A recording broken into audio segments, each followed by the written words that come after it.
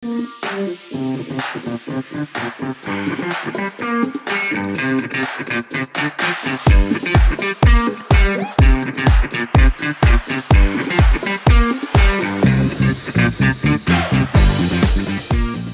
ఆలోచిస్తుంటే గుర్తొచ్చింది, as a human being, as professional ఎంత స్కిల్ గెయిన్ చేశానో, ఎంత మెచ్యూరిటీ గెయిన్ చేశానో అండ్ ఎంత ఎవాల్వ్ అయ్యానని. ఇంతే మెచ్యూరిటీ, ఇంతే స్కిల్ నాకు 20 yearsలో ఉండుంటే ఇంకా ప్రోగ్రెషన్ వేరేలాగా ఉండేది. కానీ ఎవ్రీ హ్యూమన్ బీయింగ్ ఈ ఎక్స్పీరియన్స్ని గెయిన్ చేస్తే కానీ ఆ పర్సన్గా మౌల్డ్ అవ్వడు కదా. So I'm here today. And కానీ నా 20-year-oldకి నేను గనక ఏదైనా నేర్పించాలని ఆలోచిస్తూ ఉంటే కొన్ని పాయింట్స్ అయితే వచ్చాయి. Let's dive into it. First, career clarity. నేను గ్రాడ్యుయేషన్ సెకండ్ ఇయర్లో ఉన్నప్పుడు when I was going through some of the subjects in management, I really love them. ఎంత ఎంజాయ్ చేశానంటే ఆ సబ్జెక్ట్ని చదవడానికి. నాకే యాక్చువల్గా I have decided, yes, MBA is my goal. MBA తర్వాత డెఫినెట్గా ఒక బిజినెస్ విమెన్ అవ్వాలనేది గోల్. ఇప్పుడే కాదు, నేను 8th క్లాస్లో ఉన్నప్పుడు అంటే అదొక వేగ్ ఐడియా అనమాట. Definitely I want to be an employer అని నేను స్లామ్ బుక్స్ ఉంటాయి కదా అప్పట్లో, దాంట్లో రాసేదాన్ని. But if I think over, graduation second ఇయర్లో ఆ క్లారిటీ వచ్చింది that I have to be a business women అని.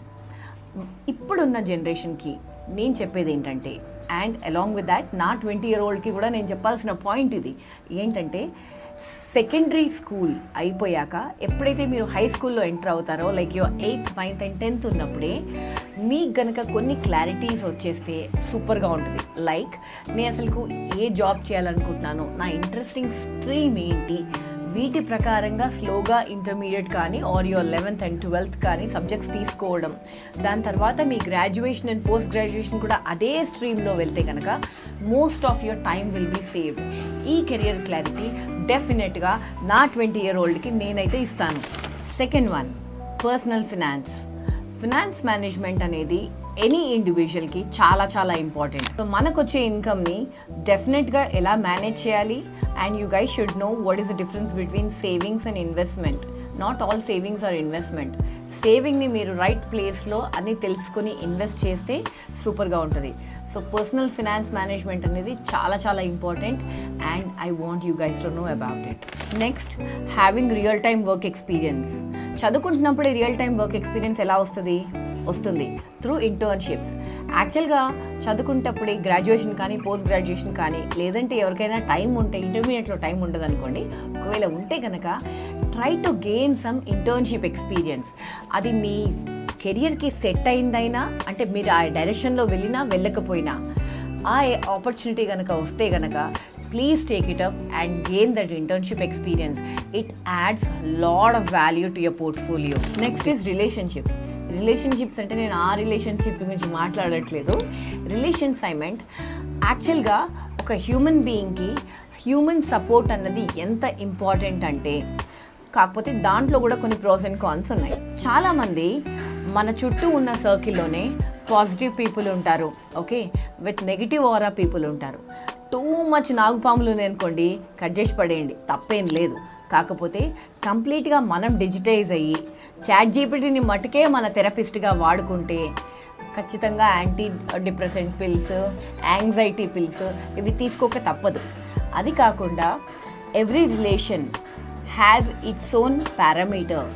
అంటే మనకున్న ఫ్రెండ్స్ కావచ్చు, రిలేటివ్స్ కావచ్చు, లేదంటే నైబర్స్ కావచ్చు, నెట్వర్కింగ్ పీపుల్ కావచ్చు, ఎనీబడి ఫర్ దాట్ సే, వాళ్ళు ఎటువంటి వాల్యూ మన లైఫ్లోకి తీసుకొస్తున్నారు. ప్రతి వాళ్ళు వాల్యూ తీసుకురానక్కర్లేదు, నెగిటివిటీ తీసుకురాకుండా ఉంటే చాలు. లైక్ ఇప్పుడు మీరు ఎగ్జాంపుల్ చెప్తాను, మెడిసిన్ తీసుకుంటారు, అన్ని మెడిసిన్స్ ఒకటే డోస్లో తీసుకోరు కదా. సమ్ 2.5 ml తీసుకుంటారు, తర్వాత 5 ml తీసుకుంటారు, 10 ml తీసుకుంటారు, 90 ml గురించి మాట్లాడట్లే కానీ. సో మనకు కావాల్సిన మెడిసిన్ మన బాడీకి ఏదైతే అవసరమైందో దానికి ఎంత డోసేజ్ కావాలో అంతే తీసుకుంటాం కదా. సిమిలర్లీ ఎనీ రిలేషన్షిప్ మనం కంప్లీట్గా కట్ చేయకుండా కూడా కొన్ని ఎంత లిమిట్ వరకు మన లైఫ్లో వాళ్ళ ఇన్వాల్వ్మెంట్ ఉండేలా చూసుకోవాలనేది మనం డిజైన్ చేసుకోవచ్చు. It's possible, you can give it a try. When I'm talking about relationships, I want to touch base on one important aspect called networking skills. As a human, as a professional, ఎంతమందికైనా సరే, ఎవరికైనా సరే వాళ్ళు set చేసుకున్న network చాలా చాలా important. అది ఏంటంటే like మీకు మీ నెట్వర్క్ ఎంత బెస్ట్ ఉంటే మీకు ఆపర్చునిటీస్ కానీ లేదంటే మీరు ఏదైనా ఎక్స్ప్లోర్ చేయాలన్నా కానీ మీ నెట్వర్క్ స్కిల్స్తోనే మీరు చేయగలరు. అండ్ ఈ నెట్వర్క్ లేకుండా ఓన్లీ నెట్వర్క్ ఇంటర్నెట్తోనే పెట్టుకుంటా అంటే చాలా కష్టం.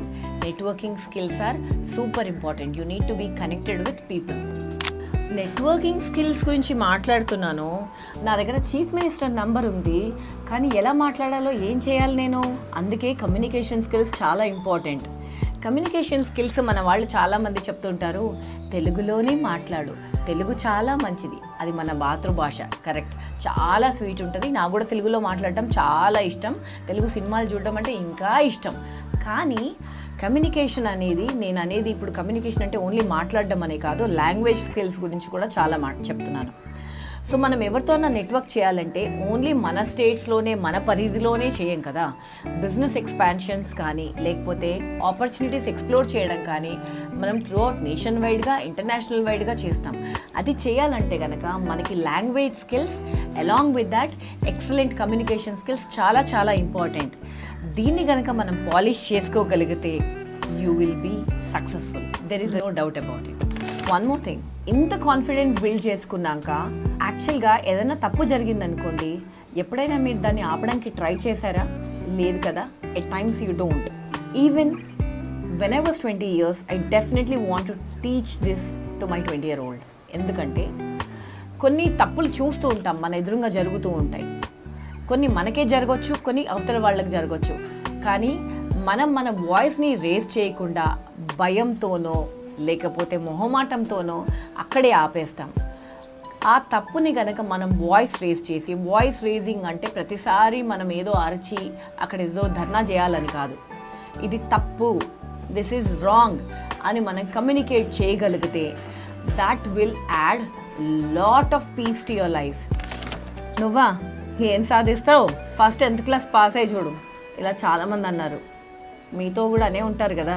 ఈ టాంట్స్ మన చుట్టుపక్కల ఉన్న నాగుపాములు చాలా ఇస్తాయి. వాటిని మనం చేయాల్సింది ఏంటంటే ఆ టాంట్స్ని, అదొక నెగిటివ్ ఆరా కదా, దాన్ని కన్వర్ట్ ఇంటూ పాజిటివ్ ఎనర్జీ. ఆ ఎనర్జీతో మీరు ఛార్జింగ్ చేసుకొని మీ గోల్స్ని రీచ్ అయితే ఆ కిక్ ఎట్లుంటుంది తెలుసా? వేరే లెవెల్ ఉంటుంది. ఈ టాంట్స్ని కనుక మీ ట్రీట్స్గా మార్చుకొని మీ లైఫ్ని మీకు ఒక ట్రీట్గా చేసుకోవాలి. That gives you amazing kick. ఇన్ని పనులు చేస్తున్నావు, పోయి డ్యాన్స్ ఎట్లా చేస్తున్నావు అని అడుగుతున్నారు. గార్డెనింగ్, ఇన్ని చెట్లు ఎట్లా పెంచుతున్నావు అని అడుగుతున్నారు. Hobbies are really important for your life. Don't give up on them. ఎందుకంటే మీరు ఇంత వర్క్ చేసినాక మీకు ఇచ్చే ఆ స్ట్రెస్ రిలీఫ్, మీ ప్యాషన్ మీ హాబీస్లోనే వెతుక్కోండి. ఖచ్చితంగా మీ హాబీస్ని ఎప్పుడూ వదలొద్దు. ఫర్ ఎగ్జాంపుల్, అసలు మీకు బ్రేక్ వచ్చింది అనుకోండి ఏదైనా హాబీ చేయడంలో, break, that's fine, but restart. Dance కావచ్చు, పెయింటింగ్ కావచ్చు, లేదంటే గార్డెనింగ్ కావచ్చు, what ever it is. Me passion అనేది 2 waysలో ఉంటుంది. ఒకటి ఫుల్ టైం కెరియర్ ఉంటుంది, ఒకటి ఇలాంటి చిన్న చిన్న హాబీస్లో ఉంటాయి. Never give up on your hobbies. నేనైతే నా 20-year-oldకి ఇవన్నీ నేర్పిస్తాను. మరి మీరేం నేర్పిస్తారు? ఒకవేళ మీరు 20 years అండ్ బిలో 20 years అయితే ఇవన్నీ ఫాలో అవుతున్నారా? Let's interact in the comment section. Please subscribe to the channel. And finally మీకు మాట, హ్యాపీ దసరా.